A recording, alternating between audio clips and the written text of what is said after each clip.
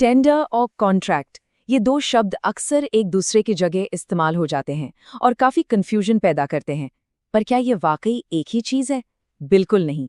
आज हम इसी गुत्थी को सुलझाने वाले हैं और समझेंगे कि कैसे एक प्रोजेक्ट का आइडिया एक कानूनी वादे में बदलता है। कभी सोचा है, ये जो बड़े बड़े प्रोजेक्ट्स होते हैं, गगनचुंबी इमारतें बनती हैं, सड़कें बनती हैं या कोई नया सॉफ्टवेयर बनता है, इनकी शुरुआत होती कैसे है? हर बड़ी चीज की शुरुआत एक बहुत ही सिस्टमैटिक प्रोसेस से होती है और उसकी पहली सीढ़ी अक्सर एक टेंडर ही होता है। तो चलिए इस पूरे सफर को ना एक नज़र में देख लेते हैं। कहानी शुरू होती है एक टेंडर जारी होने से, जिसके बाद कंपनियां अपनी बोलियां मतलब बिड्स जमा करती हैं। फिर एक विनर चुना जाता है जिसके साथ एक कॉन्ट्रैक्ट साइन होता है और तब जाकर असली काम शुरू होता है। ये समझना बहुत जरूरी है कि टेंडर और कॉन्ट्रैक्ट इस प्रोसेस के दो बिल्कुल अलग अलग पड़ाव हैं। आइए तो फिर इस प्रोसेस के पहले और सबसे जरूरी हिस्से से शुरू करते हैं, टेंडर। इसे आप ऐसे समझिए कि ये किसी प्रोजेक्ट के लिए सबसे बेस्ट पार्टनर खोजने की एक तरह की प्रतियोगिता है। तो ये टेंडर आखिर है क्या चीज? देखिए, सीधे शब्दों में कहें तो ये एक खुला निमंत्रण है।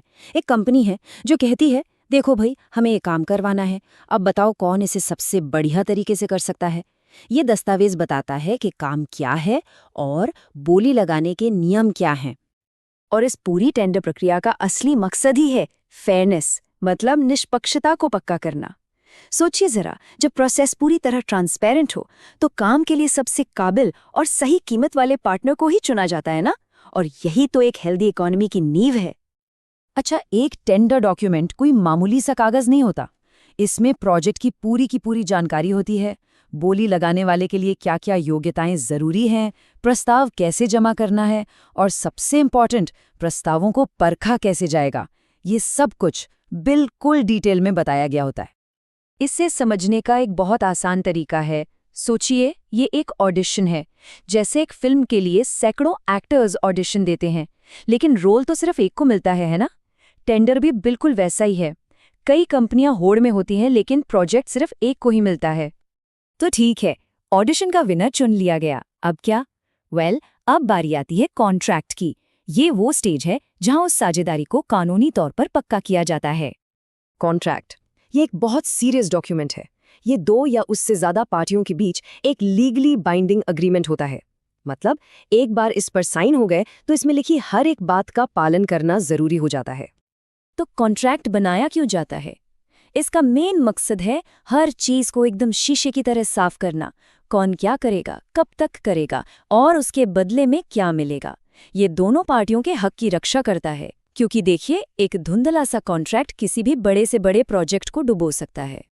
एक कॉन्ट्रैक्ट के अंदर आपको क्या क्या मिलेगा? काम का पूरा स्कोप, पेमेंट की शर्तें, कब और कैसे होगी, प्रोजेक्ट पूरा करने की टाइमलाइन, और हाँ, अगर कल को कोई झगड़ा हो जाए तो उसे सुलझाया कैसे जाएगा। इन सभी बातों का जिक्र साफ साफ होता है। तो अगर टेंडर एक ऑडिशन था, तो कॉन्ट्रैक्ट उस विनर को मिलने वाली स्क्रिप्ट और रूल बुक है। ये बताता है कि अब आगे का सफर कैसा होने वाला है और खेल के नियम क्या होंगे। अब जब हमने दोनों को अलग अलग समझ लिया है, तो चलिए इन्हें आमने सामने रखकर देखते हैं। इससे इनका अंतर बिल्कुल दूध का दूध और पानी का पानी हो जाएगा। ये एक बहुत ही जरूरी बात है। टेंडर जारी करने का मतलब ये नहीं है कि कंपनी किसी को काम देने के लिए मजबूर है। ये सिर्फ एक इन्विटेशन है, एक मौका है। और इसके ठीक उलट, कॉन्ट्रैक्ट एक पक्का वादा है, एक लीगली बाइंडिंग प्रॉमिस। अगर कोई भी पार्टी अपनी जिम्मेदारियों से पीछे हटती है तो दूसरी पार्टी उस पर कानूनी कार्रवाई कर सकती है। चलिए इस टेबल पर नजर डालते हैं जो इन दोनों के फर्क को एकदम साफ कर देती है। सबसे पहले बात करते हैं उद्देश्य की। टेंडर का मकसद है बेस्ट कैंडिडेट का सिलेक्शन, जबकि कॉन्ट्रैक्ट का मकसद है उस सिलेक्शन को एक फॉर्मल अग्रीमेंट में बदलना। अब कानूनी स्थिति देखिए। टेंडर सिर्फ एक निमंत्रण, लेकिन कॉन्ट्रैक्ट ये लीगली एनफोर्सेबल है।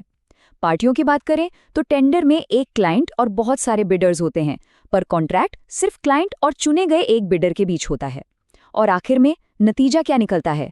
टेंडर का नतीजा है एक बिडर का सिलेक्शन और कॉन्ट्रैक्ट का नतीजा है काम का पूरा होना। लेकिन सवाल यह है कि इस अंतर को समझना इतना जरूरी क्यों है? चाहे कोई अपना बिजनेस चला रहा हो या किसी बड़े प्रोजेक्ट का हिस्सा हो, ये जानना सच में एक गेम चेंजर साबित हो सकता है। तो इसे याद रखने का सबसे आसान तरीका ये है। टेंडर मतलब चुनने की प्रक्रिया। ये वो स्टेज है जहां ऑप्शंस को तलाशा और परखा जाता है। और कॉन्ट्रैक्ट का मतलब है करने का समझौता। ये वो स्टेज है जहां चुने हुए ऑप्शन के साथ काम करने के लिए कानूनी ढांचा तैयार किया जाता है। तो क्या हुआ? चुनना बनाम करना, बस यही है मूल अंतर। तो अब हम ये तो जानते हैं कि टेंडर से कॉन्ट्रैक्ट तक का सफर कैसे तय होता है, लेकिन ये बात एक नया और बहुत दिलचस्प सवाल खड़ा करती है। सैकड़ों बोलियों के बीच वो कौन सी एक बोली होती है जिसे चुना जाता है? आखिर एक विनिंग बिड को क्या चीज खास बनाती है? ये एक ऐसा सवाल है जो हमें आगे सोचने पर मजबूर करता है।